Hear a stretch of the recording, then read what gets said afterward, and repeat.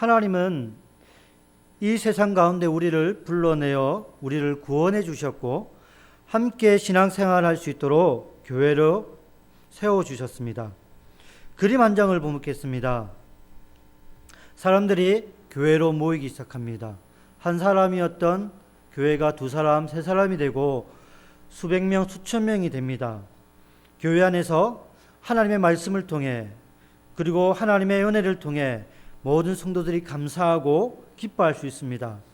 하지만 우리끼리는 기뻐하지만 오늘날 교회 밖에 있는 수많은 사람들은 교회를 향해 기뻐하지 않는 것 같습니다.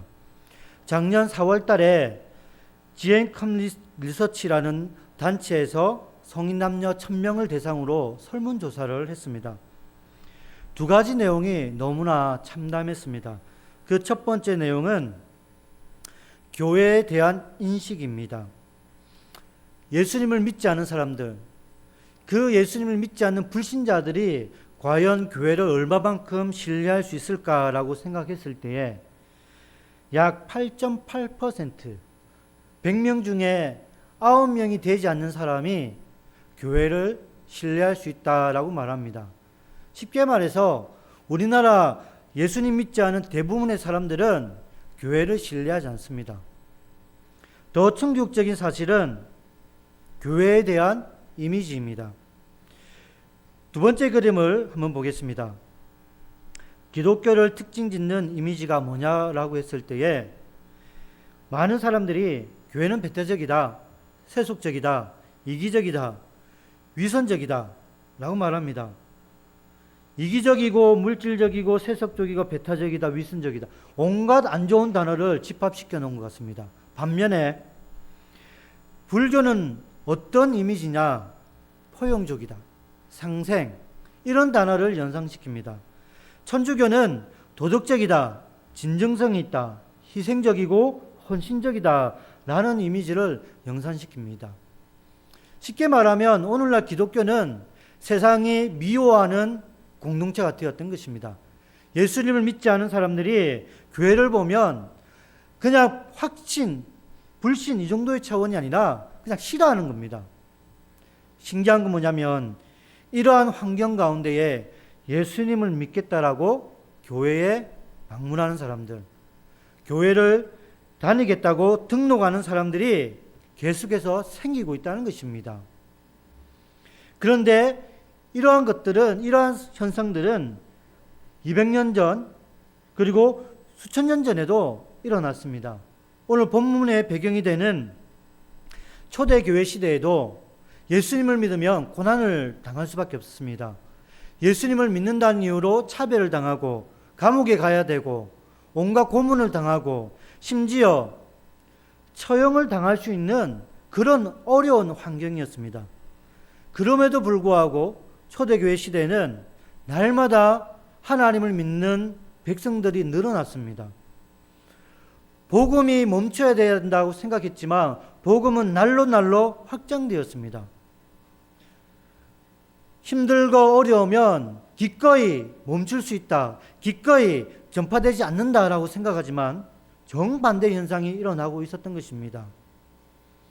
초대교회 시대는 온갖 육체적인 고난과 핍박과 박해가 있음에도 불구하고 수많은 사람들이 예수 그리스도의 복음의 증인으로 살아갔고 수많은 사람들이 이러한 삶을 당하면서 세상 가운데에 정말 불꽃 같은 인생을 살아왔습니다. 오늘날에는 우리가 예수님 믿는다라고 해서 감옥에 가지 않습니다. 십자가에 달리지도 않습니다. 하지만 나름대로의 고난이 있습니다. 세상이라는 고난. 세상이 우리를 싫어하고 미워하고 조롱하고 멸시하는 그런 가치관, 세속주의 가치관, 그런 여러 가지 복합적인 문제들이 교회를 힘들게 합니다. 우리의 신앙을 위협할 때가 많이 있습니다. 그럼에도 불구하고 교회는 어떠한 상황에 있든지 교회가 지녀야 할 정체성, 본질을 가지고 있어야 됩니다. 그래서 저는 오늘 본문 말씀을 통해 우리가 가져야 할 교회의 정체성, 본질에 대해서 함께 얘기해 보도록 하겠습니다. 교회는 시작부터 하나님께 속한 공동체입니다. 세상 한가운데에 세워져 있지만 교회는 세상의 법을 따라가는 곳이 아닙니다. 세상의 가치관대로 되는 데가 아닙니다. 어떠한 환경에 있다 하더라도 예수님 중심으로, 그리고 예수님을 증거해야 되고 예수님을 나타내는 공동체입니다. 힘들고 어렵다 해서 포기하는 공동체가 아니라 그 어떤 순간에도 예수님의 말씀에 따라 순종하는 곳이 교회입니다. 우리가 잘 알고 있는 사도행전 3장 1절의 사건을 우리는 기억할 수 있습니다. 베드로와 요한이 기도하기 위해 오후 3시경 성전에 올라갑니다. 성전 미문에 누가 있었냐면 나면서 안전병이 된 장애우가 앉아 있습니다. 장애인이 앉아 있습니다. 이 사람은 자기 스스로 아무것도 할 수 없어 사람들에게 구걸을 합니다. 지나가는 베드로와 요한에게 구걸을 합니다. 도와달라고. 그때 베드로가 은과 금은 내게 없거니와 내게 있는 이것을 내게 주노니 나사렛 예수 그리스도의 이름으로 일어나 걸으라 라고 말합니다. 여러분, 이게 교회입니다. 교회는 돈이 있어도 권력과 명예가 있어도 예수님을 나타내야 됩니다. 세상에 있는 모든 것들이 아무리 귀하다 하더라도, 모든 것을 가졌다 하더라도 교회는 오직 예수님만 증거해야 됩니다. 만약 교회가 권력을 나타내고 물질을 나타내면 교회는 타락하고 부패할 수밖에 없습니다. 기독교 역사상 암흑의 시대가 있었습니다. 우리가 잘 알고 있는 중세시대였습니다. 중세시대에는 교회가 모든 것을 가졌습니다. 세상의 제왕들보다 교황의 힘이 더 강한 시대였습니다. 교황 한마디면 그 어떤 왕도 무릎을 꿇을 수밖에 없는 최고의 시대였다고 볼 수 있습니다. 하지만 영적의 암흑기였습니다. 부패하고 타락한 시대가 중세 교회 시대였습니다. 세상의 권력과 명예와 모든 것을 가지고 예수님을 증거한 것이 아니라 자신들을 증거했습니다. 세상 속에 속하면서 세상을 증거했던 그 시대가 바로 중세 교회였습니다. 이때가 가장 암흑기였던 것입니다. 우리가 기억해야 할 것은 교회는 모든 것을 다 가졌다 하더라도 오직 예수님만 보여드려야 됩니다. 오직 예수 그리스도만 자랑해야 됩니다. 한결같이 흔들림 없이 오직 예수님께서 우리에게 가르쳐 주신 그 방법대로 사역을 해야 되고 그 방법대로 우리가 모든 것을 헌신해야 되는 것입니다. 하지만 이 시대는 그렇지 않습니다. 여러분, 우리 주변만 살펴본다 하더라도 수많은 교회들이 인본주의에 젖어 있고 세속주의에 젖어 있습니다. 많은 교회들이 보이지는 않지만 뭔가 억눌린 채 살아가고 있습니다. 세상의 법, 세상의 방법, 그리고 세상에 가져다 주는 유익 속에 교회가 무기력하게 존재할 때가 너무나 많이 있습니다. 사람들이 좋아하는 프로그램, 사람들이 선호하는 것, 사람들이 흥미스러워하는 것, 여기에 몰두할 때가 너무나 많이 있습니다. 하지만 오늘날 우리가 꼭 기억해야 할 것, 그것은 바로 거친애나 세속주의가 아니라 교회의 본질입니다. 지난 우리는 3년 동안 너무나 힘든 시간을 거쳐왔습니다. 많은 사람들이 교회가 힘든 시대를 거쳐왔기 때문에 성도가 줄었을까요? 수많은 교회들이 문을 닫았을까요? 라고 생각합니다. 일부는 맞고 일부는 틀렸습니다. 작은 미자립 교회들이 엄청나게 힘들었습니다. 문 닫은 교회들이 너무나 많이 있습니다. 하지만 그 가운데에도 성도가 늘어난 교회가 있다는 것입니다.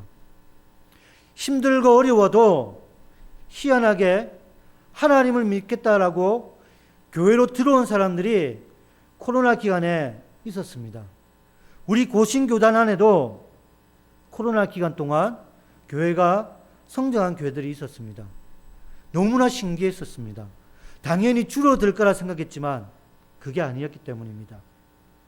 그러면서 왜 그런 교회가 그래도 교회가 성장할 수 있을까? 그래도 하나님 나라가 그들을 통해 확장되어질 수 있을까라는 생각을 하게 되었습니다. 그 이유는 교회의 본질이었습니다.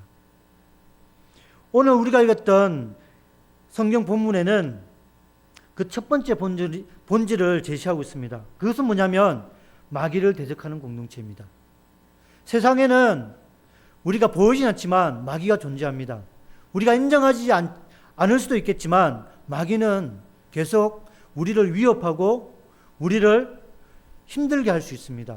그런데 우리는 그것을 잘 알지 못합니다. 본문 8절을 보면 근신하라 깨어라 너희 대적 마귀가 우는 사자같이 두루 다니며 삼킬 자를 찾나니라고 되어 있습니다. 굶어 굶주린 이 사자가 먹이를 보면 엄청 신중합니다. 그 먹이를 잡기 위해 엄청나게 예민하게 다가갑니다. 성경은 이 모습을 우는 마귀에 비교합니다. 보이진 않지만 마귀는요, 교회를, 성도를 위협하고 있습니다. 보이진 않지만 교회가 하나님의 사역을 못하도록 방해하고 있습니다.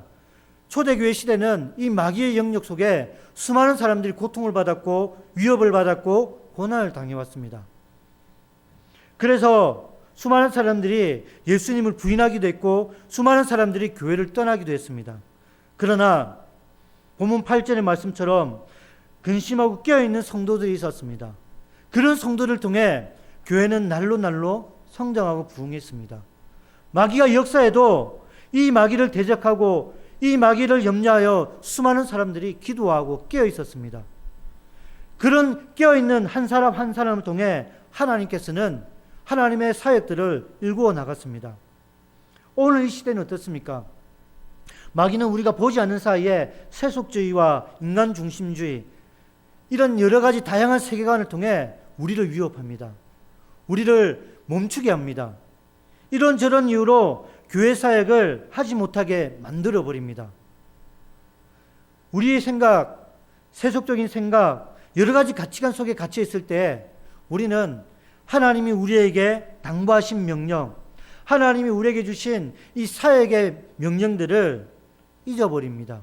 움츠려버리고 마비되고 아무것도 하지 못하는 그런 삶을 만들어버립니다. 하지만 성경은 뚜렷하게 우리에게 말씀하고 있습니다. 우리의 대적 마귀가 우는 사자처럼 두루 다니기 때문에 근신하고 깨어있으라고 합니다. 여기에서 근신하고 깨어있으라 이 말은 우리가 보이지 않는 이 마귀와 싸워라, 보이지 않는 이 영적 존재에 대해서 칼과 방패로 싸우라 이런 의미가 아니라 항상 하나님 말씀 앞에 끼어 있어야 되는 것입니다. 기도해야 되고 말씀대로 순종해야 되는 것입니다. 대표적인 예가 범사에 감사하라. 여러분 기쁘고 즐거울 때는 누구나 감사할 수 있습니다. 좋은 일이 있으면 누구나 기뻐하고 하나님께 감사합니다. 하지만 힘들고 어려울 때, 원치 않는 질병이나 원치 않는 상황 속에 놓여져 있을 때 감사하기는 너무나 힘듭니다. 그러나 성경은 우리에게 감사하랍니다. 힘들어도 어려워도 고난 가운데 있어도 감사하라고 합니다. 왜냐하면 범사에 감사할 때, 감사할 수 없는 상황 속에 우리가 하나님을 바라보며 감사할 때 그것이 세상 가운데 승리하는 모습이기 때문입니다. 사단은, 마귀는 우리를 힘들게 함으로, 어렵게 함으로, 하나님의 사역을 방해함으로 교회를 분열하게 하고 싸우게 만들어버립니다. 그래서 교회가 교회답지 못하게 하고 예배를 예배답지 못하게 만들어버립니다. 이러한 늪에 빠지지 않도록 우리는 언제나 하나님의 말씀대로 순종하면 언제나 승리할 수가 있습니다. 본문 10절 말씀을 보면 고난을 당한 너희를 친히 온전하게 하시며 굳건하게 하시며 강하게 하시며 털을 견고하게 하시리라. 이것은 하나님이 우리에게 주신 말씀입니다. 고난이 있지만 우리가 끝까지 하나님의 말씀을 붙들고 순종하며 나아가면 고난 가운데 우리 아버지 하나님께서는 우리를 온전하게 하십니다. 굳건하게 하십니다. 강하게 하시고 견고하게 하십니다. 이것이 약속입니다. 끝까지 세상을 쫓아가는 것이 아니라 위협과 고난 가운데서도 하나님을 의지하고 겸손하게 우리의 자리를 지키고 나가면 하나님께서 우리를 견고한 공동체로 만들어 주십니다. 고난 가운데 고난을 바라보지 마시고 고난 가운데 역사하시는, 우리를 위협하는 세상 가운데에 우리와 함께 하시는 하나님을 바라보시면 됩니다. 그러면 아무리 마귀가 역사한다 하더라도 마귀보다 더 능력이 많으신 하나님께서 우리의 삶과 우리의 교회를 통치하실 것입니다. 이것이 교회의 본질입니다. 두 번째는, 교회는 하나님의 능력 그리고 하나님의 권능을 의지하는 공동체입니다. 동시에 하나님 나라를 소망하는 공동체입니다. 오늘 제가 초등부 예배 시간 설교를 할 때 이런 질문을 했습니다. 여행을 갈 때 챙겨야 할 것, 아주 중요한 것 한 가지가 있다면 무엇이냐라고 질문을 했습니다. 우리 학생들마다 다 다른 대답을 합니다. 어떤 친구는 축구공, 휴대폰 충전기, 그 다음에 캐리어. 제가 원하는 대답은 성경책이었습니다. 성경책은 아무도 대답하지 않습니다. 그런데 아주 창의적인 대답이 한 가지 나왔습니다. 부모님. 여행 갈 때 꼭 챙겨야 할 것, 부모님. 저는 아주 충격적이었습니다. 그러면서 놀라운 대답을 들었습니다. 왜냐하면 여러분, 어떠한 여행을 가든지 부모님과 함께 하면 걱정이 없습니다. 아무리 무거운 짐이 있다 하더라도 엄마 아빠가 다 들어줍니다. 돈이 없어도 엄마 아빠가 책임을 져줍니다. 힘들고 어려우면 엄마 아빠가 다 해결해 줍니다. 아이는 엄마 아빠만 의지하면 되는 것입니다. 배고프면 배고프다 하고 힘들면 힘들다 이렇게 말하면 엄마 아빠가 다 해결해 주기 때문입니다. 우리 하나님 역시 그렇습니다. 항상 우리와 동행하신 하나님께서는 전능하시고 그리고 우리의 모든 것을 아시기 때문에 우리가 힘들고 고난 가운데 있을 때 기도하고 그 하나님을 의지하기만 하면 하나님의 때에 하나님의 방법으로 우리의 모든 것들을 해결해 주십니다. 이것이 기독교 역사에 많이 증거되어 있습니다. 우리와 함께 하시는 하나님, 이 자체가 우리에게 엄청난 힘과 위로가 될 수 있습니다. 비록 지금 내가 고난 가운데 있지만 우리 하나님은 이 고난을 이겨나갈 수 있도록 우리에게 힘을 더해 주시고 우리에게 손을 잡아 주시고 우리에게 능력을 더해 주시기 때문입니다. 로마서는 고난과 핍박과 환난 가운데 있는 수많은 그리스도인들에게 엄청난 위로가 되는 말씀입니다. 특별히 로마서 8장 35절과 39절 말씀을 보면 사도 바울이 앞으로 당할 박해와 지금 당하고 있는 고난 가운데 성도들을 향해 이런 말을 합니다. 환난이나 공고나 박해가 기근이나 적신이나 온갖 위협 가운데서 있다 하더라도 우리를 하나님의 사랑에서 끊을 수 없다라고 되어 있습니다. 지금 나를 위협하는 적이 있다 하더라도 나를 위협하는 그 무엇이 있다 하더라도 하나님과 나와의 관계를 그 누구도 끊을 수 없다는 것입니다. 그러면서 하나님의 복음과 하나님을 믿는 그 신앙 때문에 지금 내가 도살을 당하는 양처럼 된다 하더라도 우리는 우리를 사랑하시는 예수 그리스도로 말미암아 세상을 넉넉히 이긴다라고 되어 있습니다. 여러분, 죽으면 실패가 아니라 죽더라도 순교를 당한다 하더라도 우리는 세상을 이긴다라는 것입니다.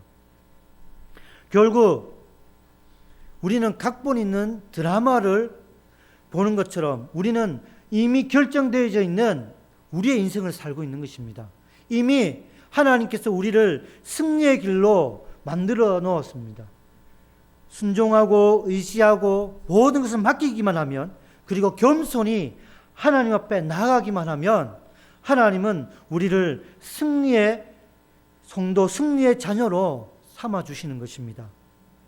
그래서 우리는 하나님의 능력과 권능을 의지해야 되는 것입니다. 사단이 아무리 우리를 위협하고 방해한다 하더라도 우리는 우리의 길을 가기만 하면 됩니다.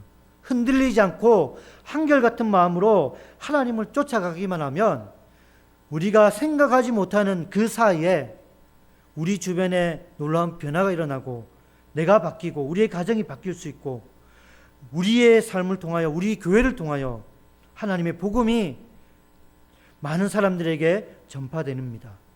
하지만 흔들리고 타협하고 세상을 쫓아가는 그런 삶 속에는 안타깝지만 아무런 열매를 맺지 못합니다. 경건의 모양은 있지만 경건의 능력을 상실한 성도, 상실한 교회가 됩니다. 사대 교회처럼 살아있으나 죽은 교회, 마치 마비된 교회처럼 보여집니다. 그래서 교회는 어떠한 상황에 있다 하더라도 하나님이 부여하신 사명을 감당하기 위해 날마다 달려가야 됩니다. 날마다 활동을 해야 됩니다. 코로나 기간 성장한 교회들의 특징이 있었습니다. 뛰는 놈 위에 나는 놈이 있다는 말인 것처럼 뛰는 코로나 위에 나는 교회들이 있었습니다. 사람들이 만나지 말라고 하니까 안 만나고 신방을 합니다. 화상으로 종교인 신방하는 교회가 있었습니다. 시간을 정해놓고 저녁 8시, 9시 화상으로 신방을 합니다. 부산에 그런 교회가 있었습니다. 그리고 어떤 교회는 여러 가지 규범과 제약 속에 하나님께서 지혜를 구하고 그 나름대로 열심히 사역하고 나름대로 열심히 땀 흘려 달려가니까 생각하지도 못한 일들이 일어납니다. 이것이 우리와 함께 하시는 하나님의 은혜입니다. 멈추고 멈칫거리는 그 사이에 마귀는 계속 역사합니다. 그러나 우리가 움직이고 하나님께 지혜를 달라고 기도하고 달려가고 그리고 창의적으로 사역할 때마다 하나님은 우리를 통해 하나님의 나라를 확장케 하십니다. 제가 코로나를 시작하면서 우리 초등부 교사들에게 당부한 말씀이 있습니다. 그게 뭐냐면 우리가 아무것도 할 수 없다 하더라도 코로나가 끝날 그때 마음껏 뛸 수 있도록 마음껏 점프할 수 있도록 준비하자고 말했습니다. 그것이 언제가 될지 모르겠지만 그렇게 당부를 했습니다. 그러면서 우리가 할 수 있는 것들을 하나씩 하나씩 준비하자고 했습니다. 함께 예배를 드릴 수 없는 상황이 있었고 함께 교사들도 모일 수 없는 상황까지 있었습니다. 하지만 나름대로의 지혜를 구하고 나름대로의 노력을 했습니다. 우리는 느끼지는 못했지만 코로나가 어느 정도 잡히고 함께 예배를 드릴 수 있는 그런 상황 속에 있었을 때 제 나름대로 깜짝 놀란 장면을 보게 되었습니다. 그게 뭐냐면 우리 예배당의 모습이었습니다. 지붕 빼고 다 바뀌었습니다. 천장 빼고 옆에 있는 예전에 설치했던 그런 블라인드 그리고 바닥 심지어 우리가 정말 크게 눈 뜨고도 희미하게 보이는 그런 프로젝트 하나씩 바꾸다 보니까 천장 빼고 다 바뀌게 되었습니다. 우리가 나름대로 힘들고 어렵지만 지혜를 구하고 땀 흘리고 노력하면 우리가 알지 못하는 사이에 우리의 주변이 바뀌고 사역할 수 있는 환경이 만들어질 수 있다는 것을 배우게 되었습니다. 지금 우리가 어떠한 환경이 있다 하더라도 우리 부산 북교회가 오직 하나님만 증거하고 오직 하나님만 나타내는 공동체가 되길 바랍니다. 마귀가 아무리 우리를 위협하고 대적한다 하더라도 깨어 기도하고 하나 되기 위해 힘써 노력하고 서로를 권면하고 서로를 위로하고 주 안에서 화평을 이루면 우리는 항상 승리할 수밖에 없습니다. 저는 우리 교회가 오직 예수 그리스도를 중심으로 모이는 교회, 오직 예수 그리스도만 드러내는 교회, 오직 예수 그리스도만 의지하는 그런 믿음의 공동체가 되기를 바랍니다. 우리 부산 북교회를 주변에 있는 많은 사람들이 생각할 때 저 교회는 정말 예수님이 있어. 저 교회 가면 예수님 만날 수 있어. 이런 말을 들을 수 있는 교회가 되길 바랍니다. 시설이 아니라 환경이 아니라 우리의 예배, 우리의 얼굴, 우리의 믿음과 고백을 통해 교회를 비난하고 불신하는 수많은 불신자들에게 하나님을 마음껏 드러낼 수 있고 마귀와의 싸움과 사단과의 싸움에서 넉넉히 승리할 수 있는 그런 믿음의 공동체가 되기를 바랍니다. 교회의 본질은 세상에 있는 것이 아니라 하나님의 말씀 속에 있고 여러분 우리의 신앙 고백 속에 있습니다. 마귀가 역사한다 해도 우리가 믿음으로 끝까지 하나님을 부여잡고 하나님이 우리에게 주신 교회의 본질을 끝까지 지탱해 나가면 우리는 항상 승리할 수 있다는 것을 기억하시기 바랍니다. 그리고 이 믿음을 가지고 하나님의 말씀을 의지하고 그리고 하나님의 말씀 따라 예배를 드리고 전도하고 함께 신방하고 함께 목장 모임을 갖는 우리 모두가 되기를 간절히 소원합니다.